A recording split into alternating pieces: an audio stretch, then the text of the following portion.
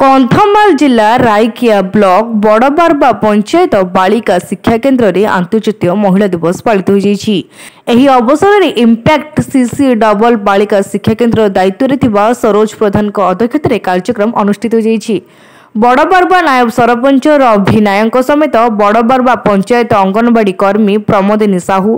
पार्टीगुड़ा अंगनवाड़ी कर्मी आशाकर्मी प्रमुख अतिथि भाव जोगदे महिला दिवस उद्देश्य सहित महिला हिंसा रोकवा दिगरे आलोचना करथिले। एही कार्यक्रम रे बहु संख्यार महिला उपस्थित रही दिवस को धूमधाम रे पालन करने सकाशे महिला द्वारा सांस्कृतिक कार्यक्रम परिवेषण कर अंगनवाड़ी दीदी उपस्थित वार्ड मेंबर संध्या सरपंच महोदय समस्त प्रथम विश्व महिला दिवस समस्त प्रथम जो आमे कार्यक्रम करिबा एटारे उपस्थित आपण माने देखि परमते एटारे 50 थिबा बड़बारबा ग्राम पंचायत सरपंच महोदय अंगनवाड़ी बड़बारबा अंगनवाड़ी काटीगुड़ा आशा काटीगुड़ा